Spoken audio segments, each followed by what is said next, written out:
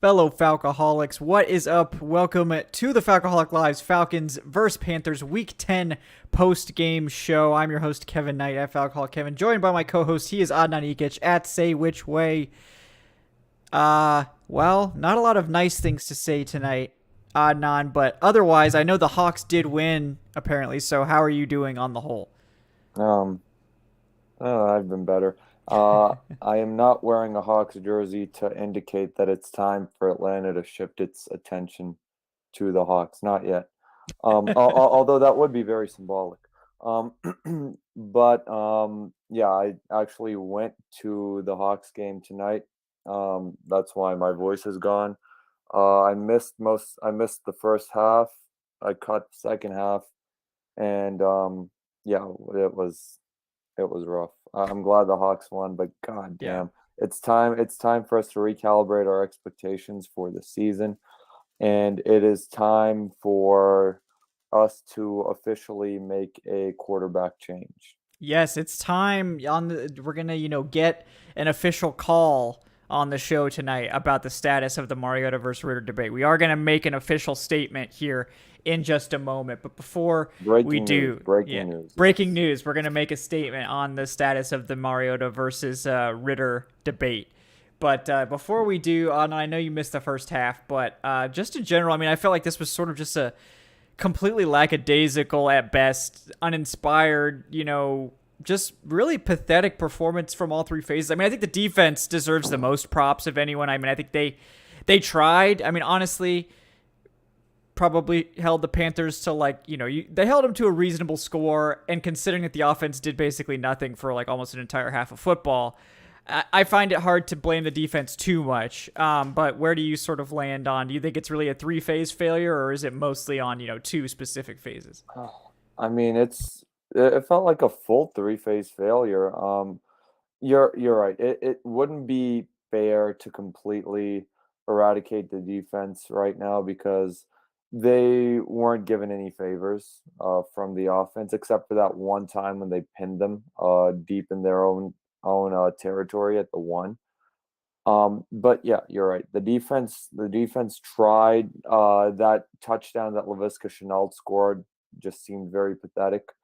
It looked like they got worn down by Carolina's run game throughout the afternoon. It just felt like the defensive linemen just couldn't really shed any blocks for most of the game. That they did have their stretches where they did sort of shut Carolina down a little bit to get Atlanta back into the game. They had that big stop to give the Falcons one more chance down seven on that last Panthers drive before the one to run out the clock. But this game falls so much on the offense and on the special teams as well. Yeah. The offense was just it. It just looked pathetic based on what I saw. Like I said, I tracked the first half. I saw the highlights. But Highlights. well, whatever there was Whatever they to would you would see, call yeah, them. Yeah, yeah, I get it. yeah. And I mean, look, I get it. It was it was a weird environment. There's a tropical storm that uh gave its effects to the Carolinas tonight. So there was a lot of rainfall. But man, the Falcons, one, Marcus Mariota just looked really bad overall. Like he was missing throws. Kyle Pitts had 7 targets which were uncatchable tonight. Yeah. Just 7 uncatchable targets. At He, least he's getting targets on. oh, he had great targets out there. I think he leads the league, or he did as of a few weeks ago, and he probably still does. He leads the league in uncatchable target percentage this season, and that stat was post week 5. From what I saw, Drake London was also in the top 5. Mariota, it's time to pull the trigger and make that change. I'm not going to put this solely on Mariota because the offensive line also did him no favors. Like the offensive line, it seemed like could not open up any run lanes at all throughout most of the night. The offensive line was just leaving Mariota out to dry a little bit too, because it was just it just looked like a terrible effort from them overall. I don't know what happened. They've been so dominant throughout stretches for most of the season, and Carolina isn't exactly known to be a stout run defense. No, Um, they just allowed like 250 yards to Joe Mixon last week. yeah, and So five fucking touchdowns to Joe Mixon too. Meanwhile, Cordero Patterson got 18 yards rushing. Tyler Algier got 20 yards rushing and negative 19 yards receiving somehow. Um, but yeah, like Mariota also was taking some bad sacks too. oh yeah, Like he he just just ran out of bounds on he just one. refused to throw the ball away at times. And he was making those passes to Algier. I just mentioned Algier had what negative 17 yards receiving, which doesn't seem possible. But that was three passes that Mariota just threw to him, to just get rid of the ball. And he was just left out on an island by himself. Those were drive killers. That's pretty much like a sack. But Yeah, yeah, it was a terrible night. Pinion was awful. Young Wei Koo missed two extra this was points. probably his worst game as a Falcon. I would say Young Wei Koo.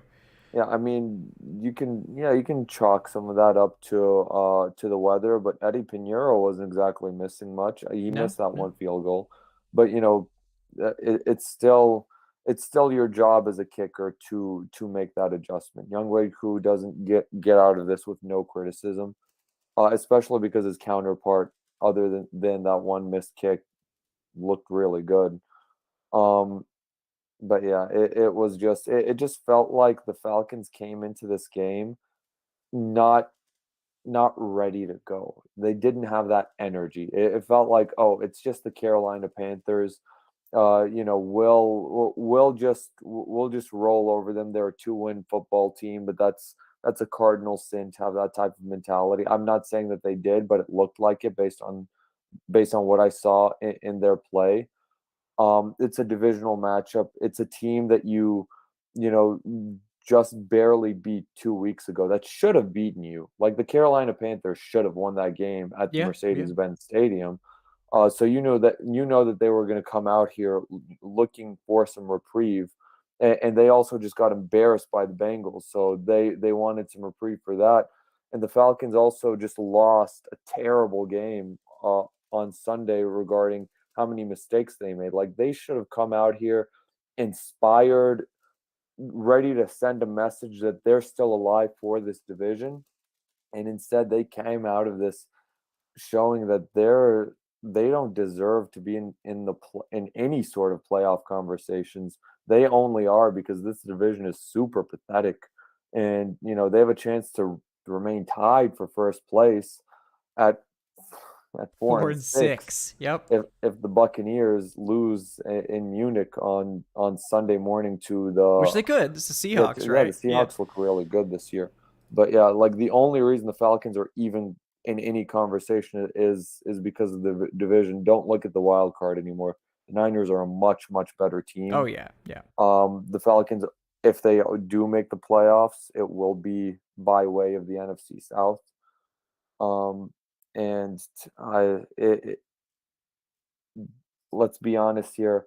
If Pinheiro makes one of his kicks a couple weeks ago, this is a 3-game losing streak, and this team is a 3-7. And Yeah. maybe Ritter starts tonight. Well, yeah, and this is exactly the same timeline as last year too, when they all fell apart, right? They got to 4-4 last year before the wheels fell off, and it feels like that's exactly what's happening right now, in some ways. Like they convinced us for about 8 weeks that maybe they were frisky, and like regardless of what happens this year, I think they legitimately have been better than last year. So let's keep that in No, they perspective. absolutely have. They absolutely have. But But I'm just mad that I let them trick me. yeah, Like yeah, I'm just mad that I fell for it again. Like after that 49ers win, I was like, yeah, we have a chance. Like the Bucks are struggling. I'm like, we have a chance here. I should have known better after that first Panthers game, but I just let it pass because I'm like, all right, we got some luck. We should have lost that game. Like that was an L. That game yeah. was a loss, but Pinheiro gave it to us. The Chargers game should have been a win, but they gave that game away. Um, yeah, I'm just mad. I'm just mad that I fell for it because preseason, I said 5 wins. And so far in our week by week predictions, I think I had them at like what 3 wins at this point. They have 4 now. I should Yeah. have just stuck to my gut with some of this stuff.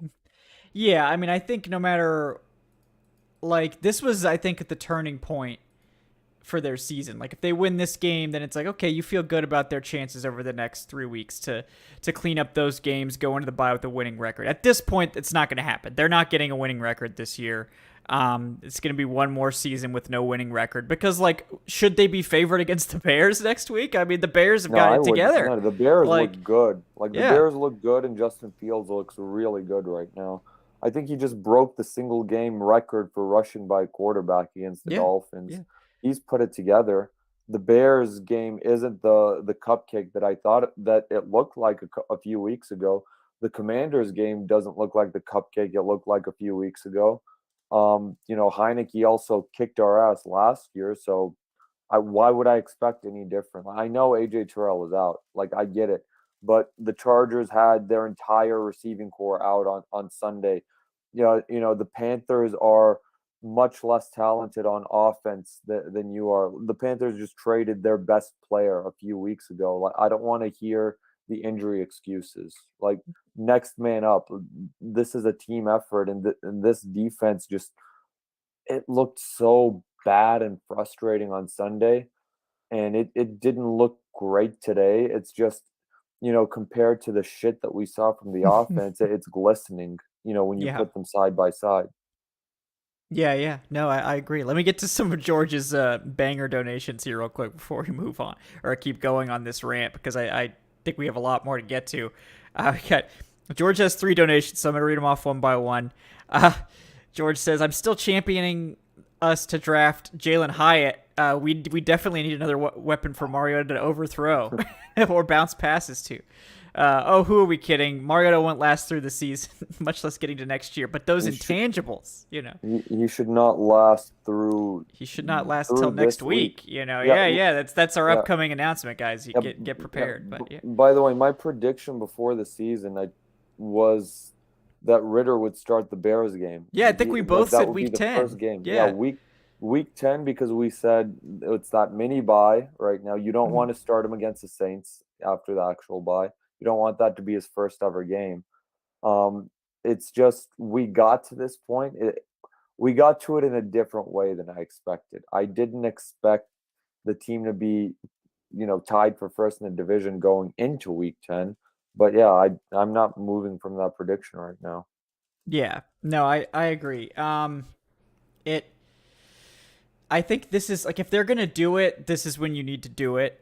And if you're not gonna do it, fine, I guess. But I don't know why you bother drafting a quarterback if you were like, and this is gonna get us into the next part here. But let me finish George's donations here. It says, seriously, if we're going full meme, why aren't we running the read option with Felipe Franks? I mean, that dude has the biggest intangibles. It would have been more entertaining than what we saw. Yeah, I mean, I agree. I agree. Like, well, if Felipe Franks wasn't injured, maybe we could have seen that tonight. But George says, Kevin, you should have taken a shot every time we had a low snap. Then the show would be super interesting. If you wanted a show tonight, then that would not have worked out because I think there was about 7 low snaps. Now, me 7 shots deep is probably just like slurring words, and Adnan would have had to take over, and I'm not, going to make Adnan do that. That's just rude. So, but yeah, I mean, I was tempted to do that after watching the first half, but Honestly, I barely have a voice right now. I know, Like, I'm impressed. Yeah, it was a back to back. I was at the Hawks game last night too, so Oh I wow, hate back to yeah, backs. At least the Hawks made me proud tonight. yeah, It would have yeah. I been mean, miserable had they lost too. yeah, So. no, that would have been, woo, yeah, that would have been not great. But yeah, I mean, I think it's time. It's time officially. The show is now officially calling for Desmond Ritter after tonight's performance. I'm sorry for all the Mariota stands that watch the show. I have no issue with you. I have no issue with any of your takes up until this point, but I think tonight was sort of an inexcusable game. And like we said, it's not like it was just Mariota bad and everything else good. Like, no, I mean, the offensive line was a problem. The run game did not get going. the special teams was an issue, but this was, I think, the first week that Mariota lost them the game with his mistakes. This man should have thrown like 4 picks, like at least. Just heaving the ball up there, forcing things to happen. He ran out of bounds instead of throwing the ball away at one point to take a huge sack. Took a lot of sacks that he had no business taking.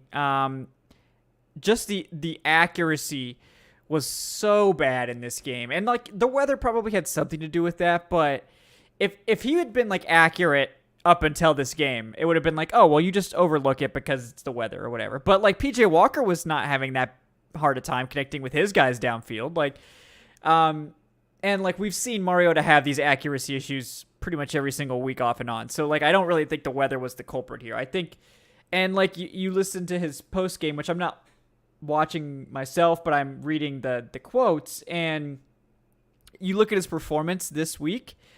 I think you can tell that he knows that his time is coming to an end, like as the starter. Like he was forcing it this game because he knows that the leash is getting shorter every single week that he costs them games with his mistakes. I think he feels the pressure to make plays and to hit those deep shots and to do this stuff. And it's like a self-fulfilling prophecy because you feel the pressure, you start to force it, and then you end up getting yourself benched because you're forcing yourself into bad plays. So also, I mentioned it in our Falcoholic group chat. After the game on Sunday, so one of the big reasons why the Falcons lost on Sunday was Marcus Mariota misconnecting with Kyle Pitts on a deep shot. I wasn't here for the post game, but I'm sure you guys talked about it. The play where on the last drive where the Falcons punted on that 2nd down and 8, where Kyle Pitts was streaking all alone, and Marcus Mariota overthrew him. The Falcons win that game if Mariota connects on that pass. I know the Chargers would have had another drive, but the Falcons win that game if they get 7 points on that play. It would have been a 7-point lead. So that's one game where Marcus Mariota being inaccurate on a deep pass directly lost the Falcons the game, more or less. The game against Carolina, I mentioned that Eddie Pinheiro kick and how the Falcons should have lost that game. That's another one where the only reason why Pinheiro was attempting that 33-yard field goal was because Mariota in overtime threw that interception on that deep shot to Damiere Byrd. Which was picked off, returned back into Atlanta's red zone. That should have been 2 consecutive weeks where the Falcons lost as a direct result of Marcus Mariota being inaccurate on deep passes. He got a mulligan against the Carolina Panthers, but I still don't think it should be overlooked. And I would like to think that the coaches aren't overlooking that because you can't really control a missed kick by the opposing team. That's just you getting lucky. I think had that happened, I legitimately think Ritter may have. Well, wait, let me backtrack on that one. It was a short week after all, so I think that the message would be a little different at the very least, and the leash would be a little shorter had Pinheiro made that kick is all I'm going to say. yeah, exactly. And I can't, like, on Twitter right now, man, there are people actually saying like it's not Mariota's fault, it was the defense. And no. It is if there's Mariota's any part fault, of the team that is like not deserving of intense criticism, it's the defense. First of all, because the expectations are so low, like for the defense, like them holding the Panthers to what probably should have been 22 points, if not for the Falcons, crapping the bed on that last drive and multiple other drives. This is like 22 points. Like that's a win for this defense. Like they did enough, certainly. And man, it's like it's just there's this, like, that's probably the biggest issue I have with the Marcus Mariota thing is that, like, I feel like at the end of Matt Ryan's tenure, everyone was like, oh, it's all Matt Ryan's fault. What's going on here? And like no one, and it was just is this, not greener on the other side, right? And then guys. it's like Mariota's here, and there's like people like, oh, well, it was the offensive line, and it's like, oh, these guys aren't getting open, and it's like, what are you doing? Like, why are you doing this? Like, it's like, why are we standing bad quarterback play? Like, if it's the quarterback, it's the quarterback. If it's not the quarterback, it's not the quarterback. But like, we don't need to lie to ourselves to try to put up some narrative that Marcus Mariota is a good quarterback for this team. Like, and like, he's had good games. Like, he has, I think, shepherded this team to a a serviceable offense, certainly. But it's got, I think, defenses have figured this out. Like, if you put it on Marcus Mariota to win the game with his arm, this team, it can't do it. They can't. If you have any semblance of a solid pass rush or a solid secondary or anything resembling competence on defense, it's going to be a disaster for the Falcons. You load up the box, you stop the run, and you make Marcus Mariota beat you, and he will not do it. Like, he can't, because he can't put the ball on target. He can't read the field. He can't put the ball on target. And now he's starting to force it because he feels Desmond Ridder creeping up behind him. And it's making the offense noticeably worse as a result. Like, he knows that he has to be able to push the ball downfield to keep his job and to keep this offense successful. And he can't do it. He just can't. Like, that's just not his style. It's not that Marcus Mariota can't play quarterback in the NFL. He's clearly an NFL caliber quarterback. He's a backup at worst, but he's not good enough that you sort of like. I get people like are very big fans of him because I know he's one of the best Hawaiian players of all time, one of the best certainly Oregon players of all time. He's a man that deserves respect for what he's accomplished, but this is officially a liability in the passing game that he's done this year. Like, he has been that bad. Like, this week, it was that bad. He cost this team the game. He should have thrown multiple interceptions, like 3 at least, maybe 4 even. And the other problem is that, like, on a lot of these throws, it just was like, it wasn't even close. Like, it was not even catchable. Like, you mentioned the Pitts targets, like, it was not even close.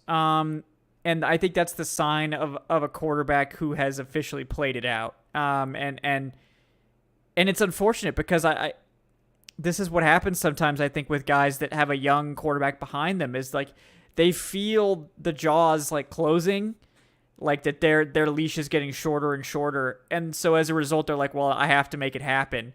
And they just abandon what made them successful in the first place. Like, Mariota, his thing is like he takes care of the football. He doesn't make bad decisions. And this week was the first time I think we saw him showcase just very poor decision making. He put the ball in harm's way constantly. He threw so many bad balls that he had no business throwing. He ran out of bounds to take a sack. He feels so much pressure to play better that he's tanking himself. And I think when you get to that point, there's no recovery from that. And that's part of the reason why I'm officially calling now for the Falcons to start Desmond Ridder. Is I feel bad for Mariota. I think he's a guy that has a lot of talent. I think that it might be a mental thing. I think at this point, like this, he is sabotaging himself. I think if Mariota plays like he played early in the season, mistake-free football, running the ball very well, taking what the defense gives him, I think he could finish out the year, and this could be a solid offense. But it's gotten worse now, each of the past 3 weeks. I think against the Panthers, even that like birthday game, he threw 2 picks like that. That should have been a loss too. Like, even in that good game, there was a lot of bad, and I think it's just a result of like, look, he knows that it's close, like that his time is running out again, and I think this has happened to him multiple times, and he's sensitive to it. I mean, we can all feel it. It's not rocket science, right?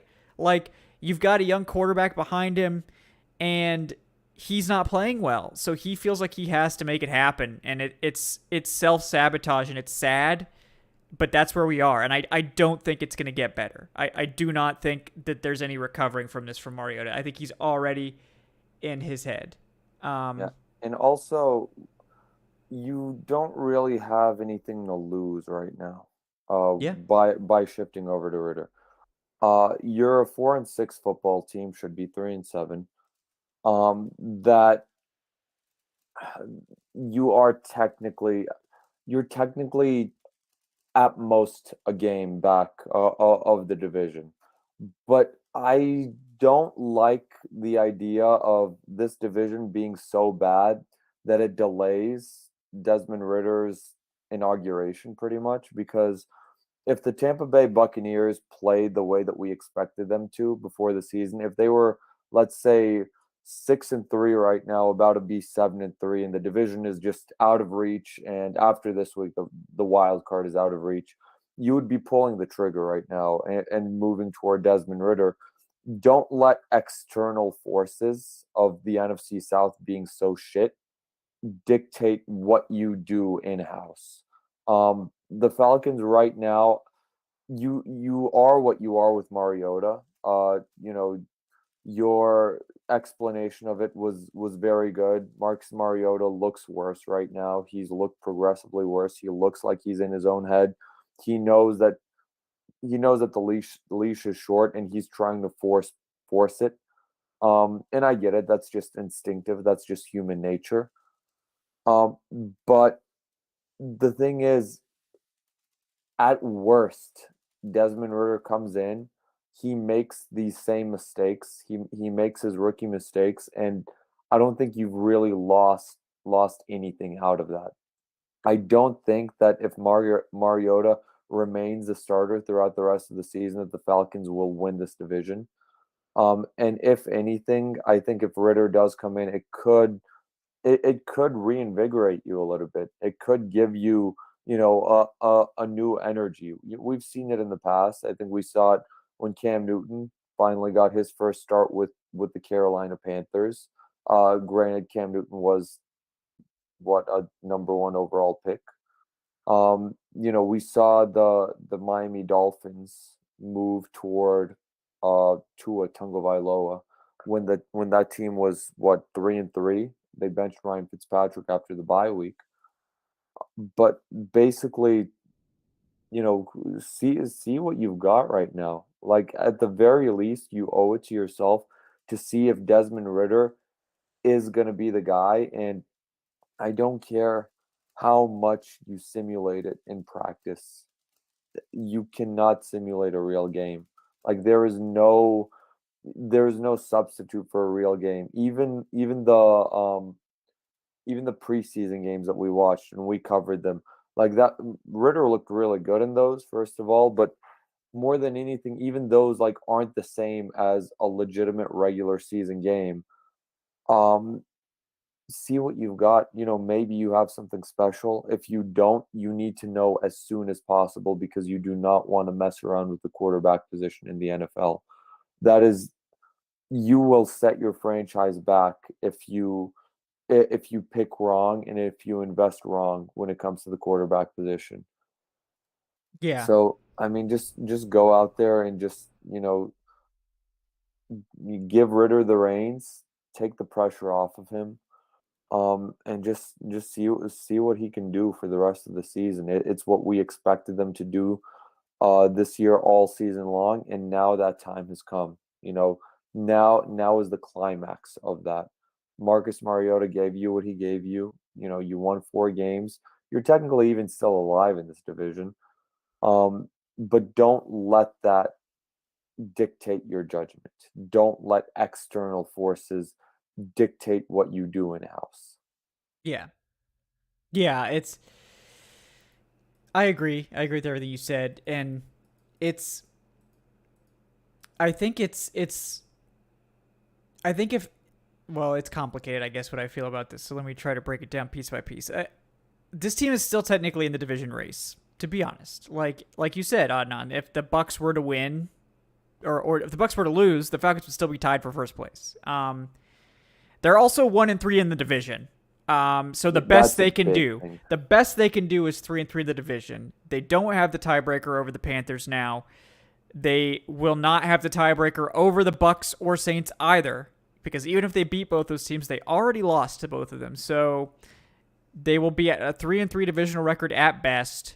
I do not honestly believe that this team is going to make the playoffs. I think we've seen over the last, I think the Chargers game was frustrating. It wasn't that bad. This week, I think, is where we've seen, I think, what this team is ultimately capable of being, which is just really bad. Like they can be really bad.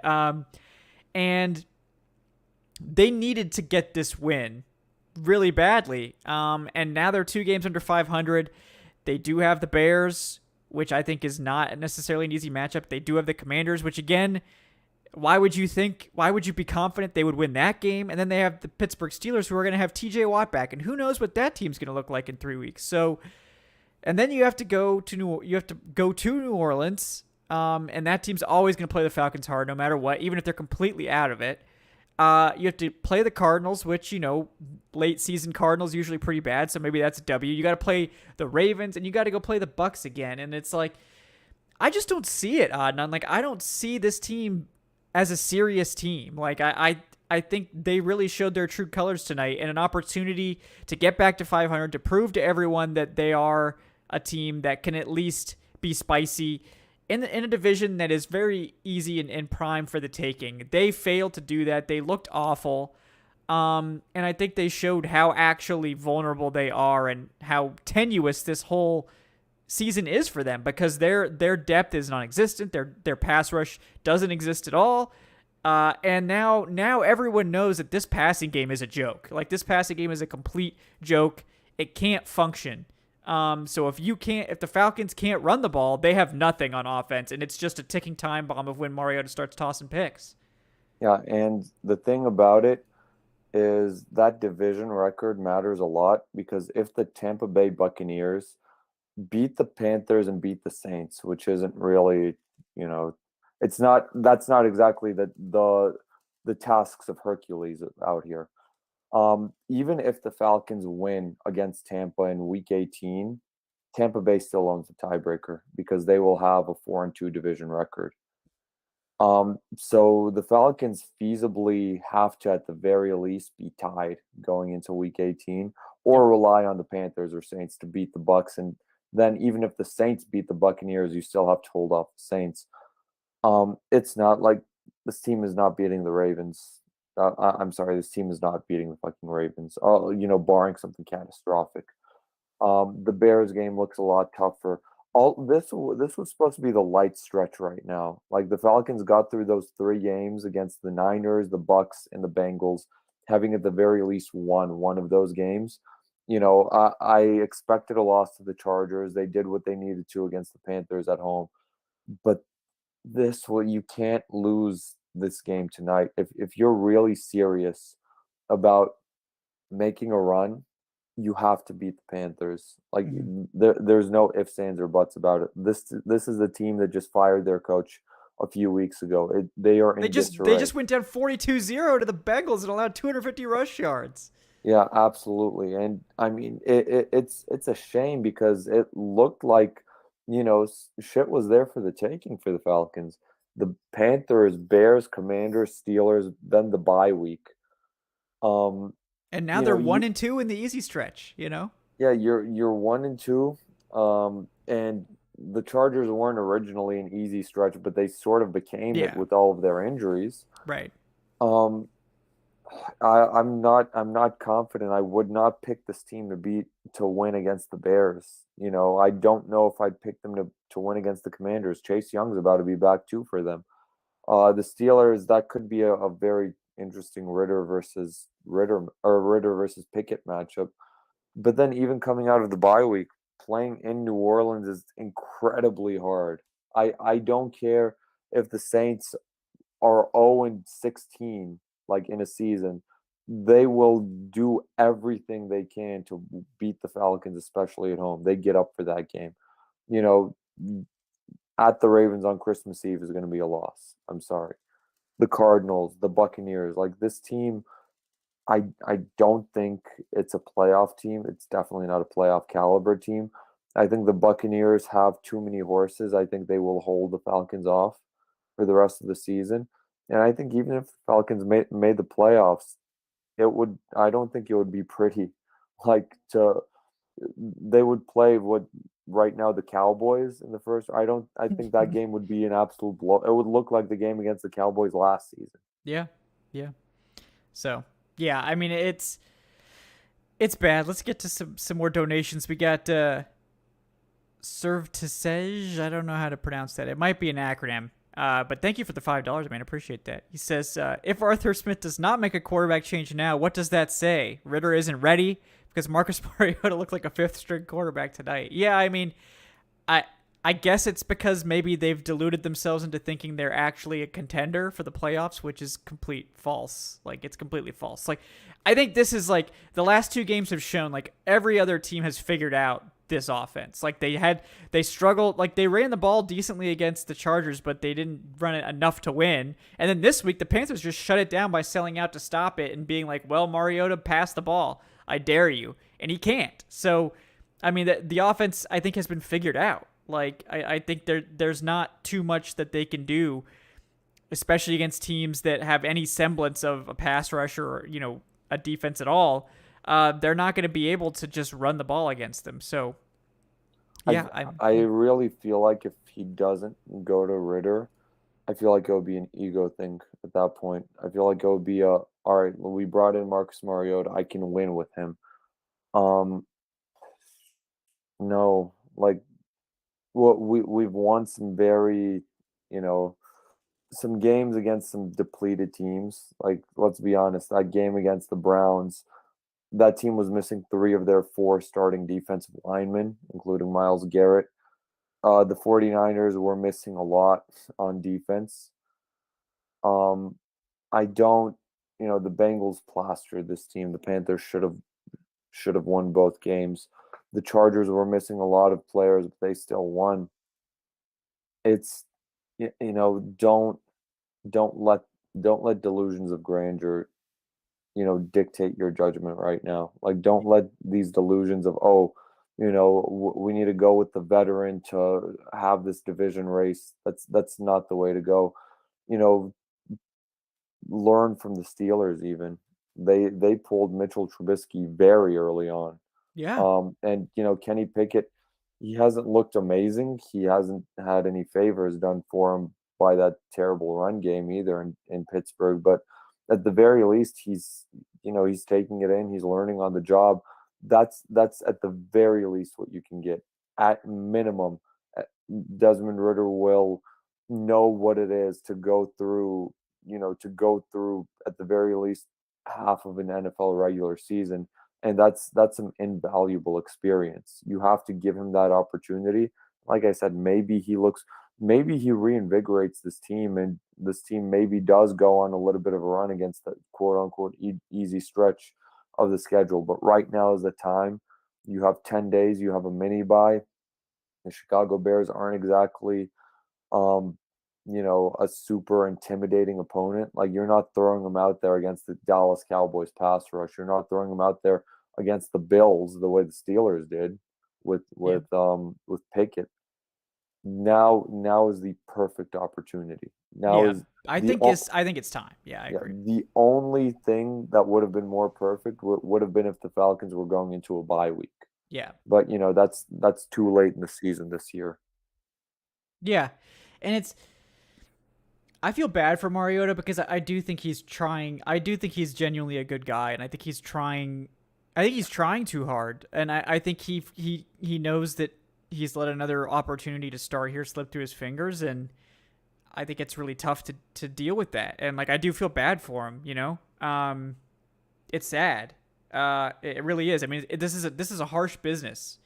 It's a results-oriented business. It is. And like, I feel like we've been the most perhaps generous to Mariota of any of the popular shows. I think we've really held off on calling for him to be benched because I think we respected him, and I think we tried to be as objective as possible. And I think the objectivity has shifted over the last few weeks to opposing teams have figured out that Mariota can't do it.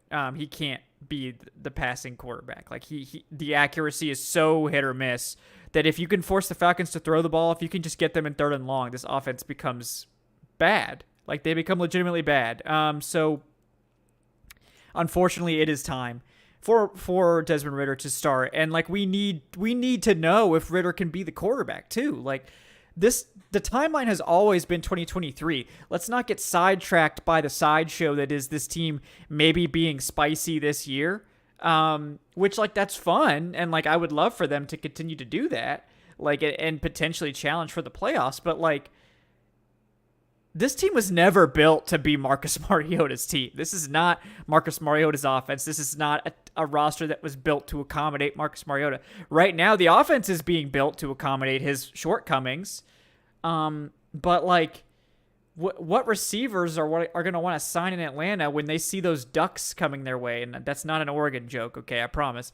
That was unintentional, but like, the passing, the accuracy is so poor. Kyle Pitts is just running wide open and seeing these passes. Like, even that one nice catch, he had to like leap like 5 feet in the air. Like even from his 6'6" frame, he had to leap into the air to catch that shit. That would have been picked off if he doesn't do that. Yeah. If he doesn't jump in the air, that's picked off. So I mean, like he's being like Mariota's being bailed out by the receivers, despite them not having good seasons. Like they're making him look better by making these catches, but like it's past time, I think, to move on. I'm shocked that Desmond Ridder is like going to be the last, other than Sam Howell, I guess. Like even Bailey Zappi's gotten on the damn field by now. Yeah, it's one of those things where that's another thing that's such a shame. The Falcons are flanking Mariota with some talent. Like, don't get me wrong, the offensive line sucks. Like, the offensive line needs to be rebuilt. We were talking about it a few weeks ago. Do we extend Caleb McGarry or not? I'm leaning against toward no right now. He's okay. He's okay, but yeah, we need better than okay, especially when he can't pass protect. He cannot. It's 2022. Your right tackle has got to be able to pass protect. Yeah. Basically, the Falcons, other than that, they are flanking Mariota with some talent. Drake London, they spent a top 10 pick on him, and he's looked good in his limited opportunities. He caught a touchdown today. Kyle Pitts is a generational tight end. He is the highest drafted tight end of all time. And I truly think that if he had better quarterback play this year, we would be mentioning him in the same conversation as the big three tight ends right now, which is Kelsey, Kittle, and Andrews. I'm not saying he's on that level or he would be on that level, but at the very least, he would be in that conversation. Cordero Patterson, it was last year, a Pro Bowl alternate. Cordero Patterson's really, really fucking good. Tyler Algier's been very good this season. Like, the Falcons are not, I feel like the Falcons have more talent right now than the Steelers have put around their rookie quarterback, Kenny Pickett. Like, Najee Harris has looked terrible. Their wide receivers aren't as good, or weapons aren't as good as Atlanta's weapons. I don't think. Their offensive line also sucks. Let's see what Desmond Ridder can do with these weapons now. Yeah. I mean, other than the offensive line, which I think we can all agree is bad. Like, it's not doing Mariota any favors. We're not trying to pretend that this is like 100% all on Mariota and he's just like, squandering a great offensive line and all this. Like, the offensive line is absolutely playing into this equation. But the offensive line isn't responsible when Mariota actually gets a clean pocket and then just like sails passes. Like, I mean, that's not the offensive line's fault at that point. Like, that has happened multiple times in this game and other games too. So, yeah, it's tough. But let me get to some more of these donations as we continue on here. And we'll wrap up somewhat soon, guys, just because it's late. We don't want to keep you guys too late. But we do have some takes. So, it's a lot of feelings to get out here, a lot of frustrated energy, and we want to give you guys a space to vent as well. I know the chat's popping off, so thank you guys for hanging out with us. It's past midnight on the East Coast, and we have 350 people in here right now. People are fired up, we're not the only ones on nonsense. All right, we got guys. It's a work night. Yeah, they don't care. They're just here to complain about Marcus Mariota, and I don't blame you. I don't blame you one bit. That's what I'm here to do. So, um, George Costanza with the $1. Thanks again, George. He says, not to toot my own horn, but I'm certain Mariota didn't spend the entire 57-minute flight doing high knees down the aisle and saying Falcons country, let's fly. And that lack of effort, it showed tonight. Yeah, so Hey, the Broncos won. Hey, they did. honestly, Yeah. and say what you want about Marcus Mariota. Thank God we're not the Denver Broncos right now. Imagine being married to Russell Wilson for the next 5 years on what, $250 million. Oh my God! Like, and you see like Seattle. It looks like they're breathing a breath of fresh air right now, having gotten rid of Russell Wilson. You see everything that their former teammates are saying about him. It seems like he sucks, like as a person, low key. Yeah. Might be the case. Let's get to some more of these donations. Got Corey with the $5. He says, we technically just lost 2 games in 1 week. And also, why was the hold with the running back in the end zone not a safety? That I was a little bit confused about that, Corey. I believe it was because the hold occurred outside of the end zone.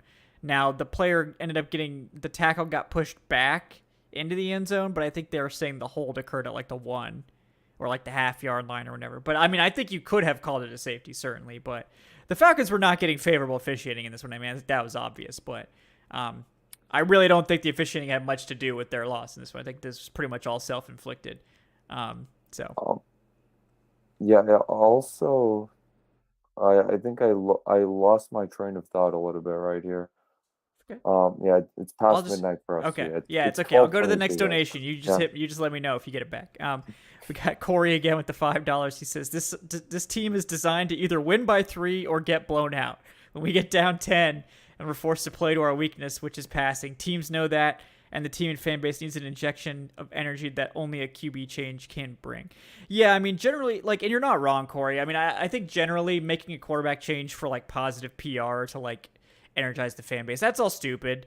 I think there is something to be said about it. It might spark the locker room, like if the team has lost faith in Mariota. I know Mariota is very popular with the players. I think he is a really good leader. Like I think he does everything right off the field. And I think he probably does everything right on the practice field too. I mean, I think he's just a good guy. Like he is at worst a number 2 quarterback that you'd always want to have around that's going to support your starter. Like I really like Mariota. I think he's a valuable guy to have around. I think it's just at this point, he's costing this team games with his play. But like, yeah, I mean, I think at this point they wouldn't be changing quarterbacks just for the fan base energy or anything like that. I think it's because like I think you could make the argument that Mariota lost you this game, and had a hand in losing last week's game as well. Also, So Arthur Smith in his press conference spread the blame around, said he never considered benching Mariota. He said he can't make it about the quarterback. He said, how about the team? So, I mean, he's I wouldn't saying, expect him to say yeah, anything else though. yeah. Also, I remembered what I was trying to say. Remember last year's 2 games in 5 days that we had, the Thursday nighter? I think we lost, what, 35-3 against the Mhm. Cowboys, or was it 42-3? And then there Something was like like that. 38-0 against the Patriots. Could have been last year. It was much worse Yeah, technically, yeah. but 2 losses are 2 losses, and this might be 2 losses right now that kind of, you know, like I said, it's time for us to recalibrate our expectations. Yeah. It is. It definitely is time to recalibrate. And Corey says Doc Mariota would be injured by now. I'm certainly not wishing injury on him, but like, no, I don't think you are either. To be clear, I'm not accusing you of that. But yes, I mean Mariota has never played. I think a full 16 or 17 game now, I guess season. But I mean, I think he's done actually a pretty good job of taking care of his body. Like, I think he hasn't.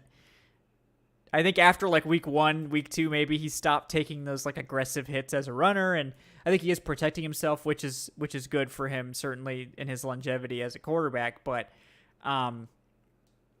just this whole offense seems stuck in the mud, and like he's not running the ball as frequently. He just I think the problem with Mariota, the way I see it, is like the accuracy's not there. The deep passing definitely not there. But like to me, it's the trigger. Like the trigger is so slow. And it's why that this passing game is so stuck in malaise because like you see quarterbacks that are mediocre are able to move the ball effectively because they can at least hit the short game on time and they can do those quick reads and see that guys are open and hit those holes in the zone. And just Mariota just doesn't do it. Like he doesn't trigger. Like it's like why is the ball not coming out? Like why are we waiting? Like it's like every single pass play for the Falcons is like long developing, and I think it's because Mariota just doesn't process the field quickly. Um, I I don't know. I don't know if it's like a permanent thing or if it's just this offense or what, but it's just like man, it just frustrates me. No, It it is. frustrates me to watch, especially on the all 22. Yeah, it is. It is very frustrating. And it. I'm just going to repeat it one more time because I think it's very important. Do not let the fact that the rest of this division is so bad change your plans. Uh, you can't. That will be doing a disservice to Ritter. That will be doing a disservice to this team. This team was never supposed to compete for the playoffs this year. This team has $77 million in dead cap. Yeah, next year is the year where the rebuild can finally enter the next phase. Terry Fontenot has done a fantastic job this far. But the job that he's done has been limited by design. He has had to spend his first two off seasons untangling Thomas Dimitrov's mess, untangling the mess that Dan Quinn and Thomas Dimitrov left, and the mess that Arthur Blank left his own franchise by firing those guys a year too late. Um, we talked about it. We talked about it ad nauseum before. We've been doing the show for years and years now. The Falcons should have fired Dan Quinn after the 2019 season. The fact that they let him and Dimitrov stay going into 2020, that pretty much gave two desperate men the ultimatum of win now and make these short-sighted moves or you'll lose your job. And they made those short-sighted moves. I would have made those short-sighted moves the same way that they did if my job was on the line. And the result was this franchise was set back a whole extra year. This was that extra year. And now we're paying for that. Now we're paying for that bad decision on Arthur Blank's part. And, all you can do is, sit back and do what you're supposed to in a rebuild right now, which is now evaluate some of the young talent. Yeah. It's one of those things where the Buccaneers are bad. This division is bad, but the worst case scenario to me would be if the Falcons carried on with Mariota for the rest of the season, ended up 6-10, you know, or excuse me, 6-11. It's a 17-game season. 7-10, outside of the division or outside of the playoffs, having finished second place, which is what I expect, second or third place, not having evaluated Ritter at all on the field in the regular season. I think that would be, I don't want to say a catastrophe, but just an error in judgment from this Mhm. coaching staff. But next year is the year we're going to have a lot of fun this offseason. I cannot wait for this offseason. But right now we have to be patient. And right now we can't skip these steps. And we have to take these difficult steps in this phase of the rebuild. And hopefully the next phase will be better. Hopefully next year we're sitting here at this time of the season in week 10 next season, with this team at 6-4, with this team at the very least above 500, finally having gotten above 500, um, and actually competing and actually being able to look forward to a potential run in the playoffs and actually looking forward to a team that could wouldn't get plastered by the first opponent if they did make the playoffs, because that's exactly what would happen with this team right now. This team does not have the talent. This team does not have the talent on defense. This team does Yeah. not have the offensive line. It has the weapons. This team may or may not have the quarterback um, to really make any noise. There's a lot of holes to fill. Yes, I admit that. But we'll see. We'll see what we do when we start filling those holes this offseason. But do not skip steps, and do not make these errors in judgment just because of things that are happening that are outside of your control. Yeah. No, I think that makes sense. Um, yeah, it's just frustrating all around, and I agree with you though. Like this, we shouldn't get caught up in the excitement of potentially contending for the playoffs when this really was like that was always a nice thing that maybe could happen, but I don't think you adjust your and this is part of the reason I think why you and I were both like they shouldn't make any major moves at the trade deadline, because like this team is not Absolutely. like Absolutely. it's Yeah. not here, and they've shown it out. Like Bradley Chubb isn't winning this game for them. Like another sack or two maybe like is not changing this game.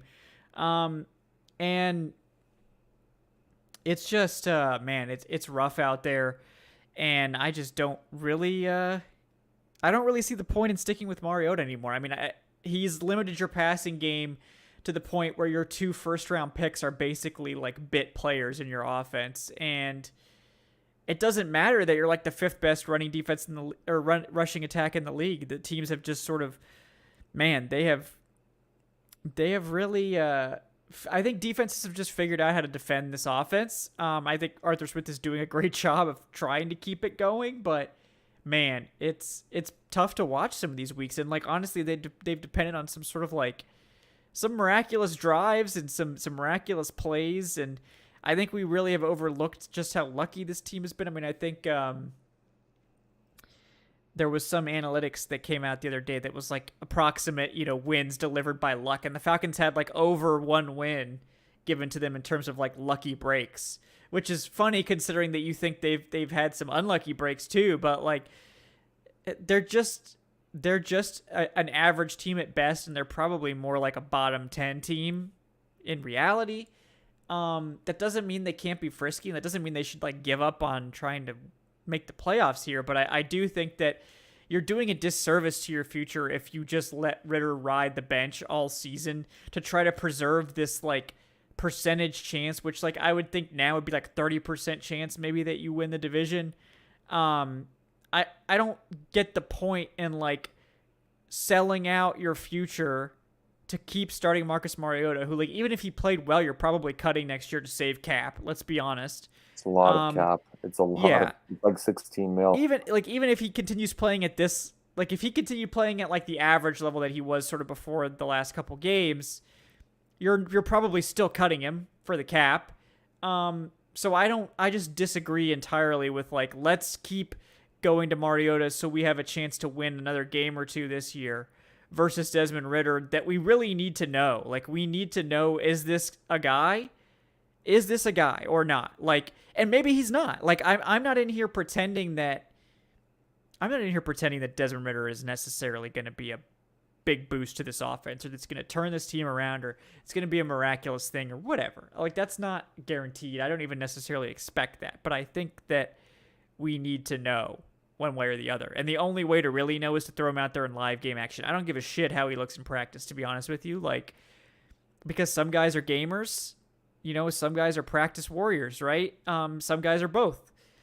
But like considering how Ritter looked in the preseason and training camp, and that he looked competent and ready and was considered to be maybe the most ready of any rookie quarterback, I just don't believe that he's like playing so poorly in practice that he's not ready to go at this point.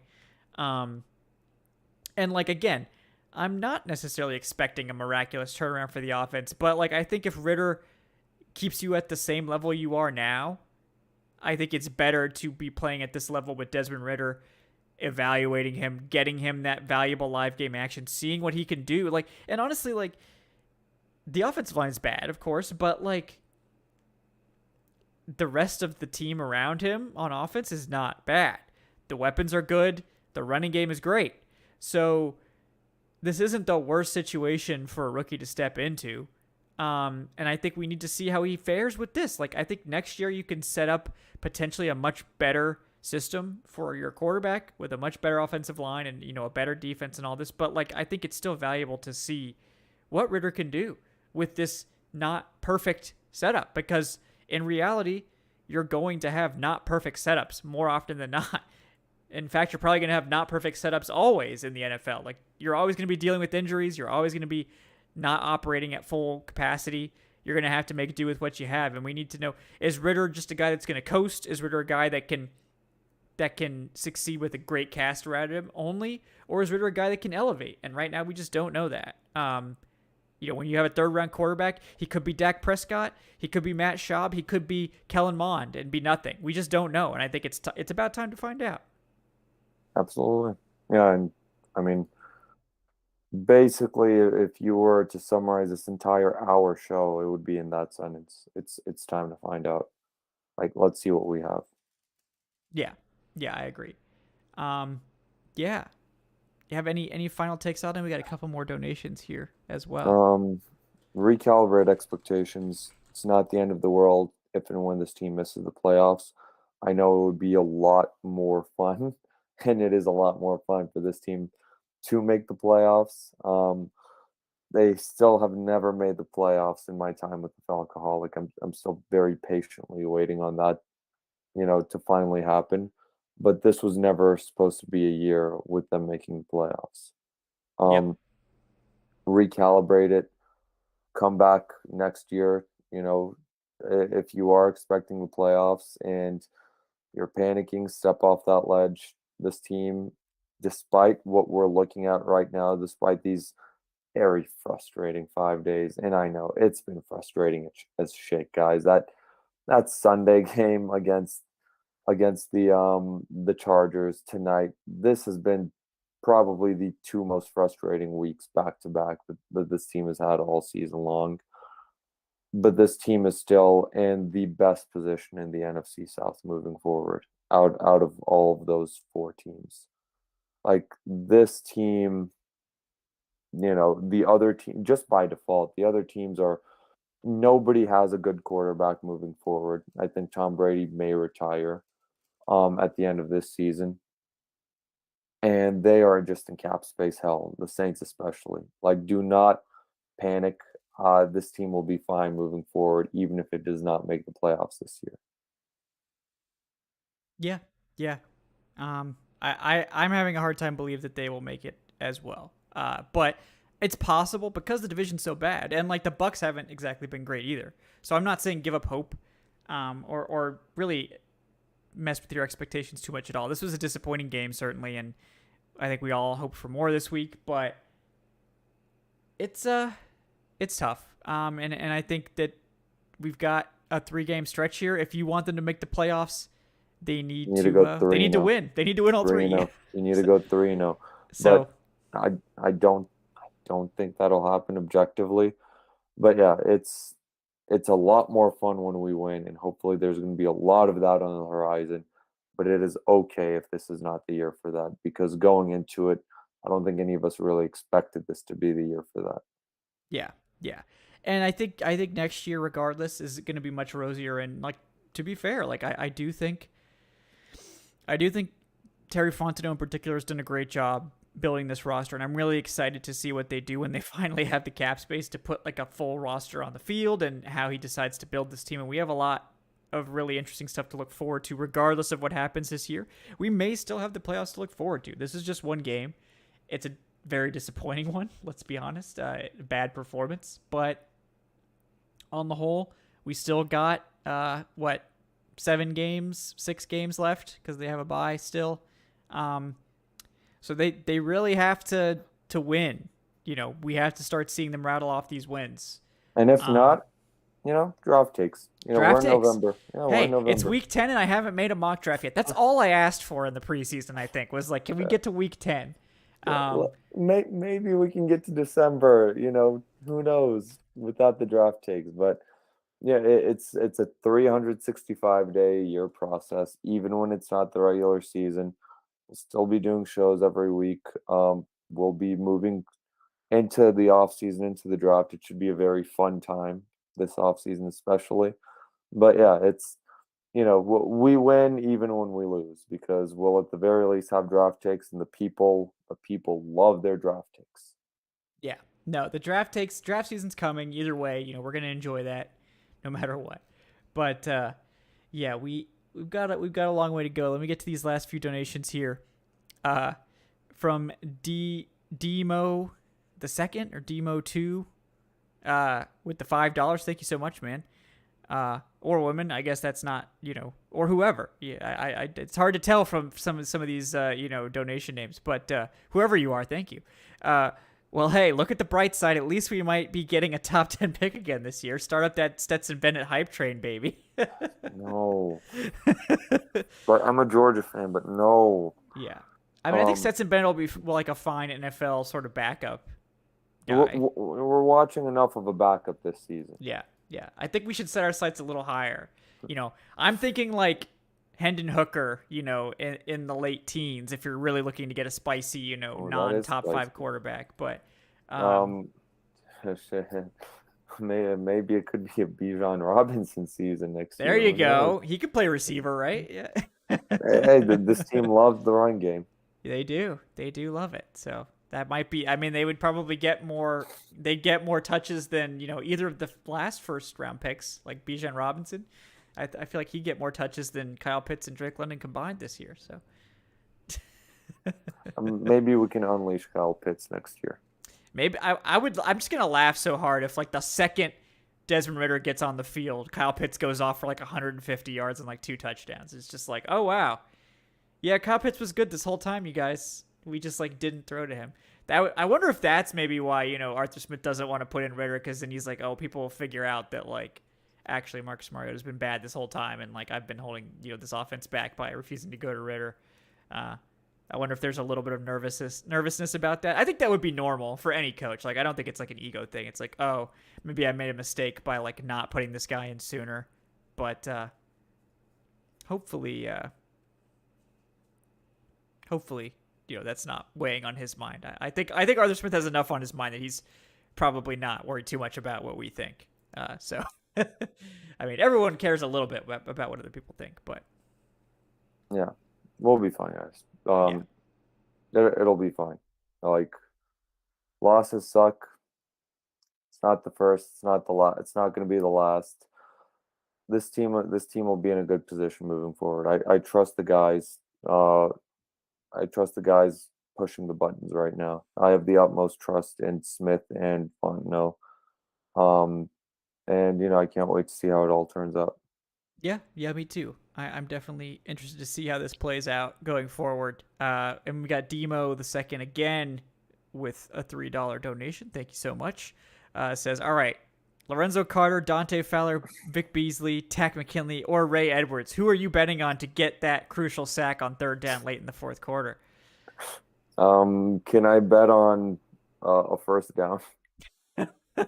No, that would be too easy. That's like I'm that's like betting on the minus first down. 550. You're not getting any good odds on that. So, Oh man, yeah, that's oh well, I feel like Vic, at least had that one 15.5 sack season. So like you know, maybe yeah. he's the one. Just you're hoping for like a miracle or something. Also, I thought Evan went to bed. I see him in the chat right now. Wow, Evan. Evan, what the fuck? What do you do? Is that Evan Birchfield? Yeah. I see Evan Evan was, Forrest. Evan Forrest. Evan was out here. No, I'm not trying to come on the show, guys. Oh, I need there to he go to is. bed. Yeah. There, No, there he is just an hour wanted to later. drop some uniform stuff in the chat.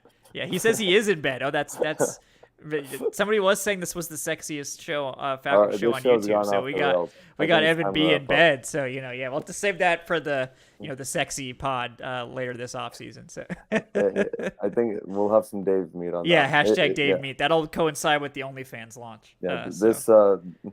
this show's gone off the rails. I think this is the past. I think we're past the maritime like laws I right think now. so. Yeah, I think one, as soon as we get a Dave Meat reference, that's when we have to start wrapping it up. So we'll go ahead and do that. Adnan Ikic, guys, he's at Say Which Way. Adnan, anything you'd like to plug? Right now, no. I think all my articles went this week already, as ours did. Oh wait, I need to do fantasy stud and dud. Yeah, that'll go sometime this weekend probably. Yep. Yeah, where it's like a week a weird like schedule with this like bye week, like mini bye and the Thursday night game. So, yeah, guys, there will be stuff coming out on the Falcoholic. Obviously, it'll probably be a little bit of a quiet weekend, especially because I imagine no one's gonna want to write anything about this game except maybe like angry pro Desmond Ritter posts. Probably, I feel like we'll see a few of those, but you can still find my takes out there, guys, like Kevin Knight at Falcoholic Kevin on the Twitters. We appreciate everyone hanging out with us late into the evening. It is almost 1 a.m. Eastern, so all like 260 people that are still hanging out, we appreciate you. All like the 350-ish that were here earlier. Appreciate you guys too. Amy Rebecca says thanks for the group therapy session. Yeah, I mean that is what it means. So,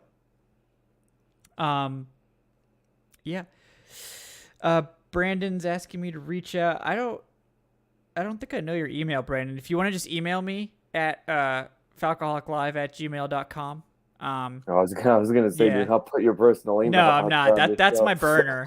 That's my burner email. But yeah, falcoholiclive@gmail.com. If you guys have business inquiries, that's that email. It does have an aggressive spam filter, so don't put any OnlyFans links in there. It'll probably filter it out. But yeah. Anyway, moving on. Thank you guys for tuning in. Like I said, please like and subscribe if you haven't done so already. We really appreciate that. Check out our Patreon if you're interested in supporting the show, patreon.com/falcoholiclive. And we will talk to you guys next time on the Falcoholic Live. I guess it'll be a little bit of a hiatus. We'll probably have another show early next week. But until then, enjoy the rest of your football weekend if you can. Don't get too caught up on this disaster of a game, and we will keep moving forward. So thank you guys so much, and we will talk to you next time. From Adnan and myself, have a great night, folks.